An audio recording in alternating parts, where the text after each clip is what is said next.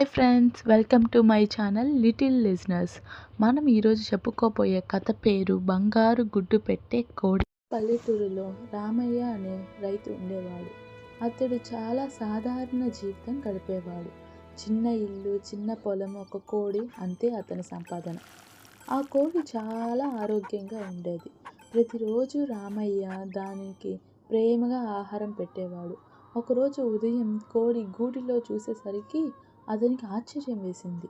అక్కడ ఒక బంగారు గుడ్డు మెరిసిపోతూ కనిపిస్తుంది. ఇది నిజమేనా అని అతను తన కళ్ళను నమ్మలేకపోయాడు. గుడ్డుని తీసుకొని బజారుకి వెళ్ళి అమ్మాడు. నిజంగానే అది బంగారం.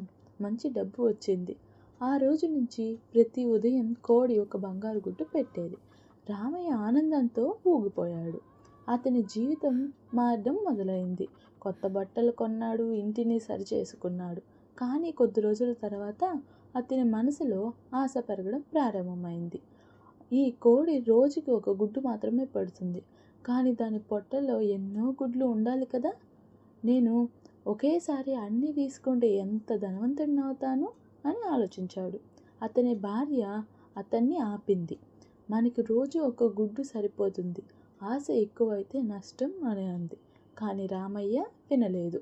ఆశ అతని బుద్ధిని కప్పేసింది. ఒకరోజు కోడిని తీసుకొని అతను పెద్ద తప్పు చేశాడు. కోడి పొట్టలో బంగారు గుడ్లు ఉన్నాయని అనుకుని చంపేశాడు. కానీ లోపల సాధారణ కోడిలాగానే ఖాళీగా ఉంది. ఒక గుడ్డు లేదు. ఆ క్షణం అతనికి తన తప్పు అర్థమైంది. తనకు ప్రతిరోజు లభించే బంగారు గుడ్లు కూడా పోయాయి అని. కోడి కూడా పోయింది. అతను నేల మీద కూర్చొని బాధతో ఏడ్చాడు. నేను ఆశ పడకపోతే ఈరోజు ఇలా ఉండేది కాదు అని పశ్చాత్తాపపడ్డాడు.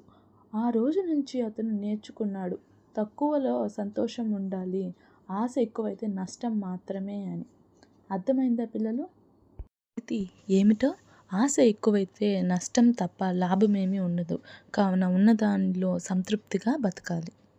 మీకు నచ్చినట్లయితే please like, share and subscribe.